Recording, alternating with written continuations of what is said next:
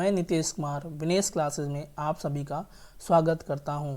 कल हमने जीएस की एक सीरीज़ शुरू की थी जिसमें हमने जीएस के कुछ महत्वपूर्ण प्रश्नों को देखा था जो कि एग्ज़ाम की दृष्टि से बहुत महत्वपूर्ण है। आज उसी का दूसरा वीडियो है, तो चलिए वीडियो को शुरू करते हैं।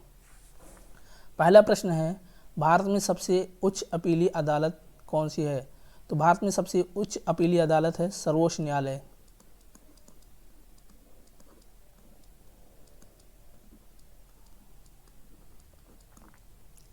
सर्वोच्च न्यायालय की स्थापना ब्रिटिश शासन काल के दौरान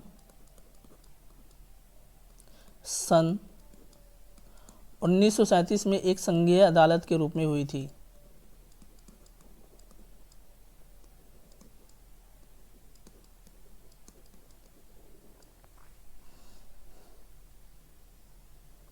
उस समय इसके मुख्य न्यायाधीश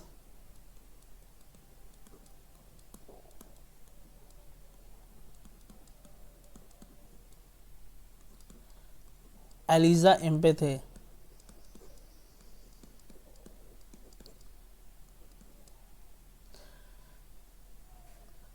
आज़ादी के बाद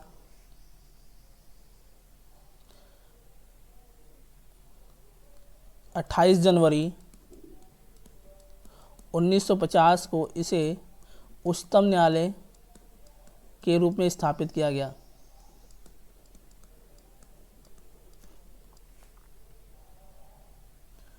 सर्वोच्च न्यायालय का प्रावधान संविधान के अनुच्छेद 124 में है।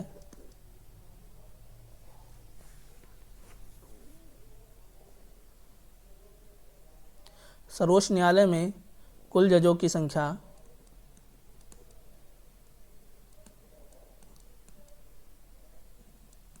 वर्तमान में 34 है, जिसमें एक मुख्य न्यायाधीश और दूसरे अन्य न्यायाधीश हैं।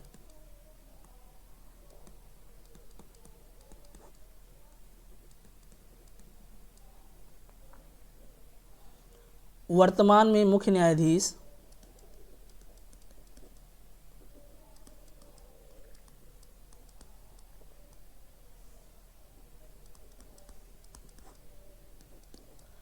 शरद अरविंद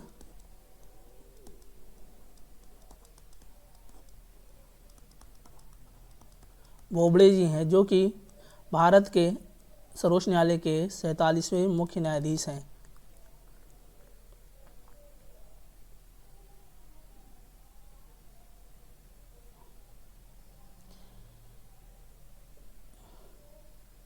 सर्वोच्च न्यायालय के मुख्य न्यायाधीश की नियुक्ति राष्ट्रपति करता है।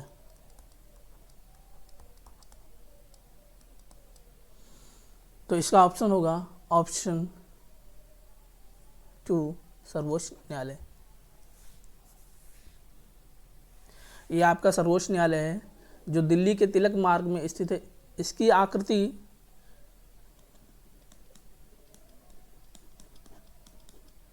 त्रिभुजाकार है।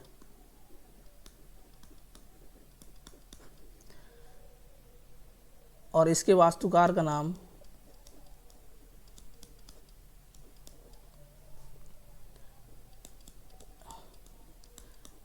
गणेश बीकाजी देवलालीकर है। ये आपका अशोक स्तंभ है और ये अशोक चक्र, और ये सर्वोच्च न्यायालय का अध्यय वाक्य है, यतो धर्म स्थितो जया।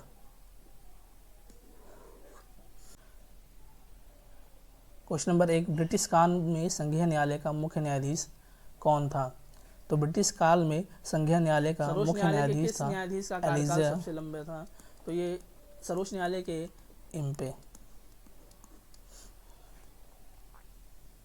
सर्वोच्च न्यायालय की पहली भारतीय महिला मुख्य न्यायाधीश कौन थी? तो इसका उत्तर है गई भैंस पानी में।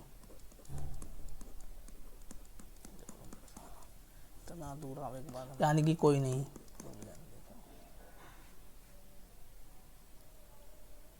सर्वोच्च न्यायालय के किस न्यायाधीश का कार्यकाल सबसे लंबा था? तो ये था डी.वाई. चंद्रचूड़ का।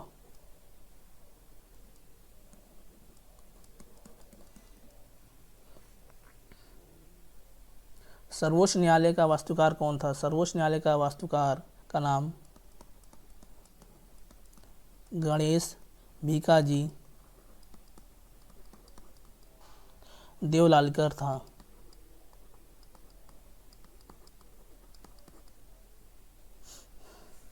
अगला क्वेश्चन, श्रवणबेलगोला कर्नाटक में प्रसिद्ध गोमतेश्वर प्रतिमा का निर्माण किसने करवाया था? तो ये निर्माण करवाया था चामुंडराय ने।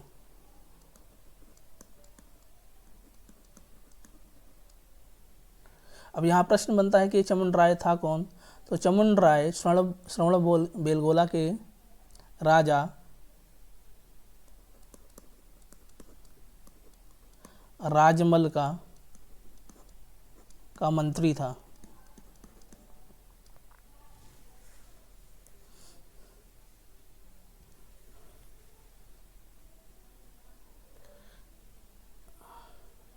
इसका एक अन्य नाम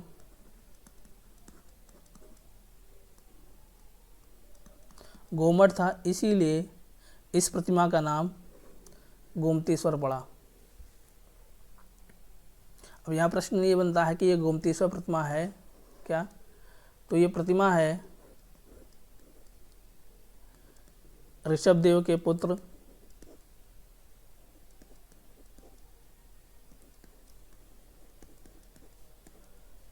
बाहुबली की।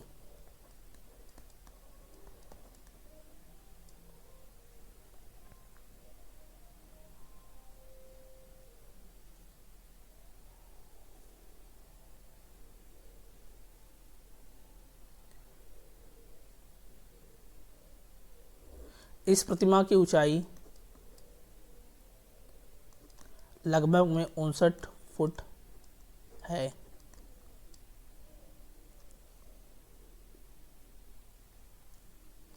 यह प्रतिमा विश्व की चंद स्वतः रूप से खड़ी प्रतिमाओं में से एक है। तो इसका आंसर होगा ऑप्शन 2 चामुंडराय। अगला प्रश्न, ये बाहुबली जी की मूर्ति है।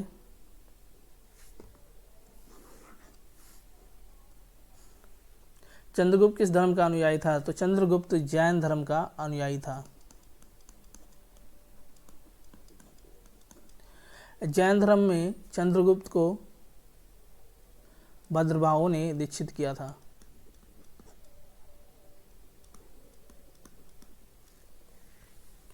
चंद्रगुप्त की मृत्यु कैसे हुई थी? तो चंद्रगुप्त की मृत्यु श्रवणबेलगोला में संलेखना पद्धति द्वारा हुई थी।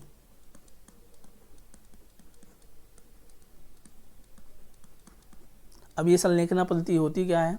तो यह एक ऐसी पद्धति है जिसमें लोग अपने आप को एक कमरे में बंद कर लेते हैं और भूखे प्यासे रहकर अपना प्राण त्याग देते हैं। अगला प्रश्न, चामुंडराय किसका मंत्री था? तो ये श्रवणबेलगोला के राजा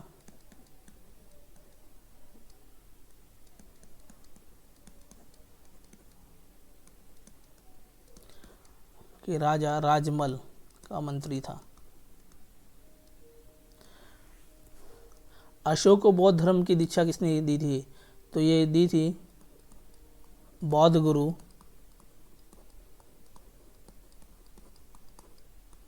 उपगुप्त ने।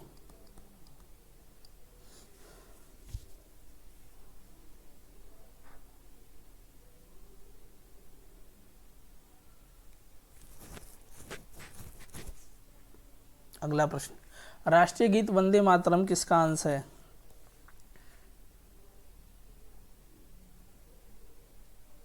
राष्ट्रीय गीत वंदे मातरम आनंद मठ का अंश है, जिसका संपादन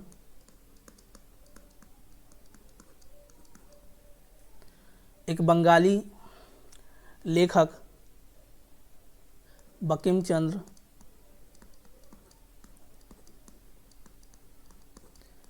चटर्जी ने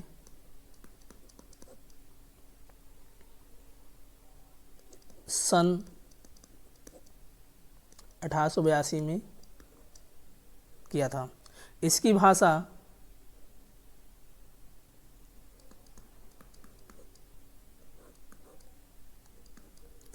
संस्कृत व बंगाली है।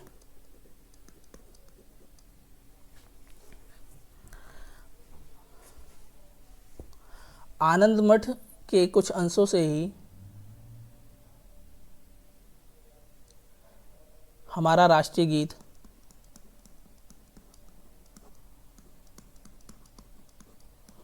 वंदे मातरम लिया गया है।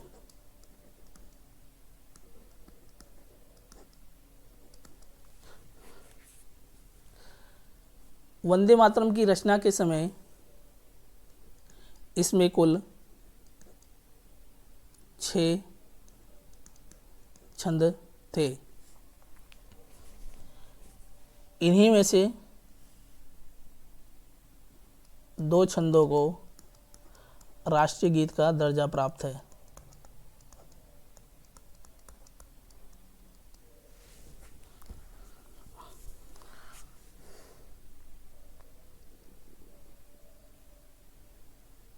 राष्ट्रीय गीत को सर्वप्रथम बंकिम चंद्र चटर्जी द्वारा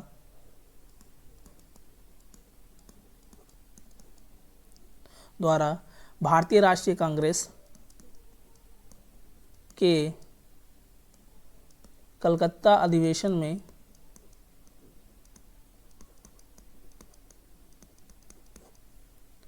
सन 1896 ईस्वी में गाया गया।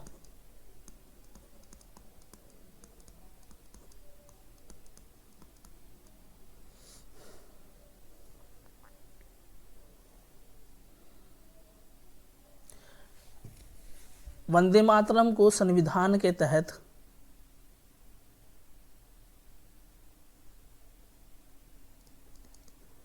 राष्ट्रीय गीत का दर्जा 24 जनवरी 1950 को दिया गया। तो इसका आंसर है आनंद मठ। अगला यह है बंकिम चंद्र चटर्जी और इनकी पुस्तक है आनंद मठ, जिसे आपका राष्ट्रीय गीत वंदे मातरम लिया गया है।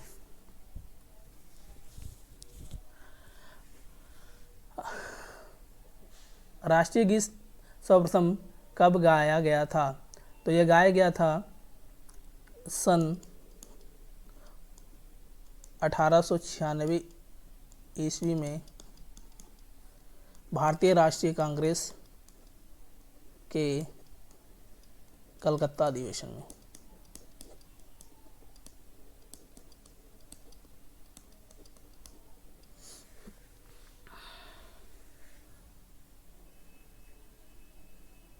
राष्ट्रीय गीत को कब अंगीकार किया गया? तो राष्ट्रीय गीत वंदे मातरम को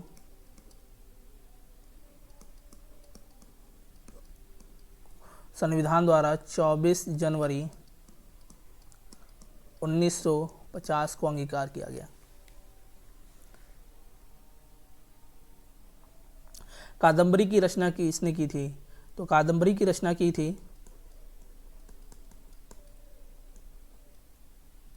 बाणभट्ट ने। अब ये बाणभट्ट कौन था? तो बाणभट्ट हर्षवर्धन के दरबारी था। मृच्छकटिकम की रचना किसने की है? तो मृच्छकटिकम की रचना शूद्रक ने की। शूद्रक एक ऐसे लेखक थे जिन्होंने राजाओं के ऊपर ना लिखकर सामाजिक जीवन के ऊपर लिखा।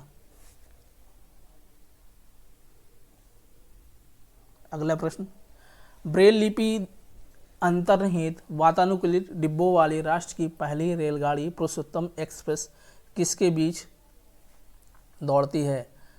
तो इसका ऑप्शन है ऑप्शन बी, दिल्ली से पुरी। अब यहाँ एक शब्द आया है ब्रेल लिपि। ये ब्रेल लिपि है क्या, आइए जानते हैं।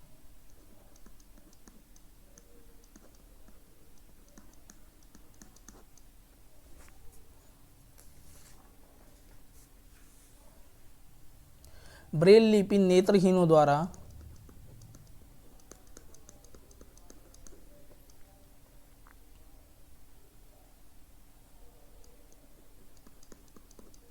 पढ़ने लिखने के लिए छूकर व्यवहार में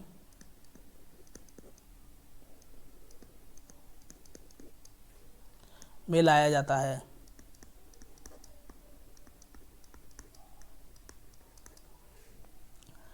इसका आविष्कार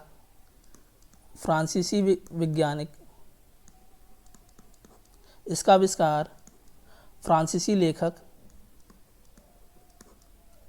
लुई ब्रेल ने किया था।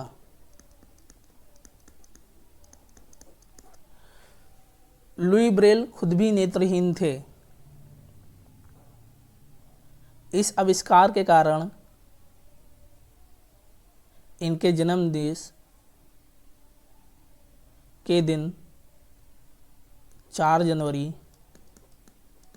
को प्रतिवर्ष विश्व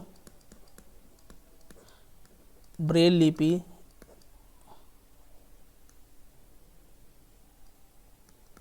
दिवस मनाया जाता है। अब यहाँ प्रश्न बनता है कि ये पहली बार कब मनाया गया। तो ये पहली बार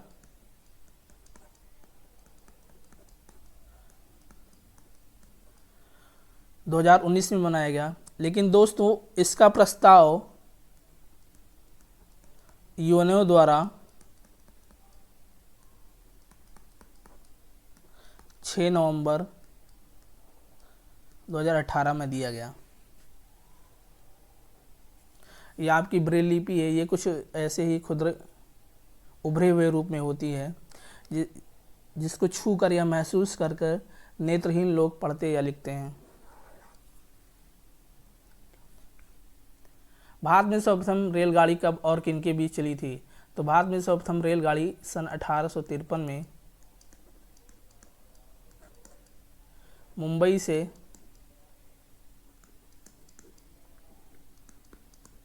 ठाणे के बीच चली थी, जिसका नाम था ब्यूटी क्वीन। भारत का नवीनतम रेलवे जोन कौन सा है। तो भारत का नवीनतम रेलवे जोन विशाखापट्टनम है।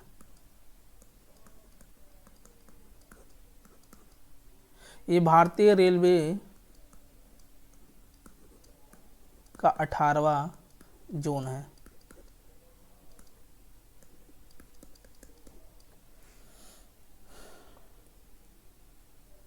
भारत की पहली सुपरफास्ट ट्रेन कौन सी है। तो भारत की पहली सुपरफास्ट ट्रेन है डेक्कन क्वीन।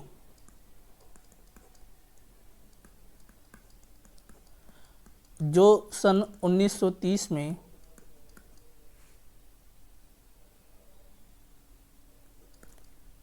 मुंबई से पुणे के बीच में चलाई गई थी।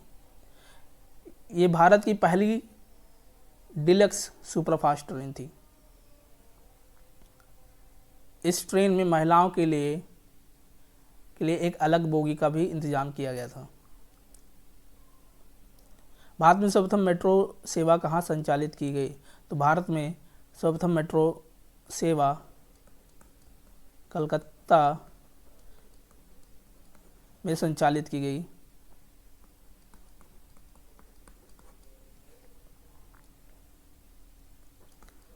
ये भारतीय रेलवे का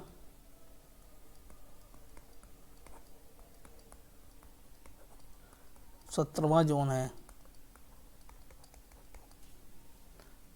अगला प्रश्न, गवर्नर की नियुक्ति कौन करता है। तो गवर्नर की नियुक्ति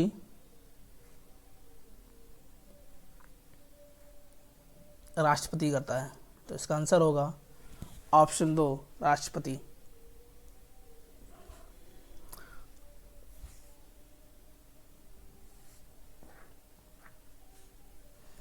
भारतीय संविधान में गवर्नर का प्रावधान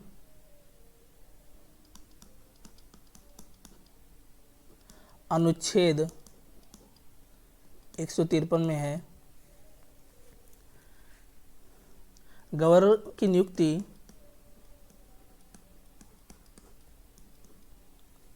अनुच्छेद 155 के द्वारा राष्ट्रपति करता है।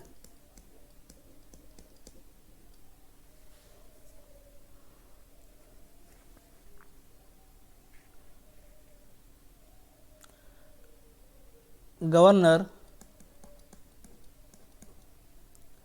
राज्य की कार्यपालिका का प्रमुख होता है।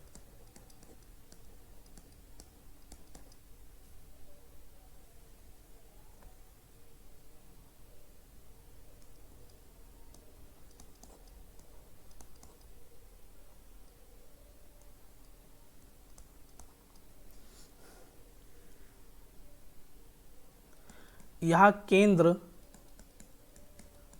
व राज्य के बीच समन्वय स्थापित करता है।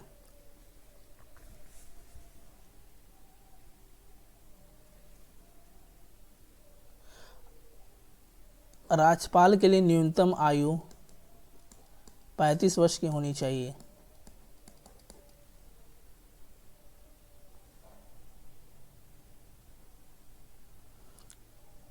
राज्यपाल को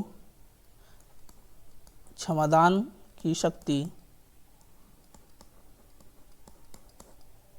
भारतीय संविधान के अनुच्छेद 161 के में प्राप्त है, लेकिन उसे मृत्युदंड को क्षमा करने की शक्ति प्राप्त नहीं है। तो ये थे कुछ जीएस के महत्वपूर्ण प्रश्न। उम्मीद है आपको ये वीडियो अच्छा लगा होगा।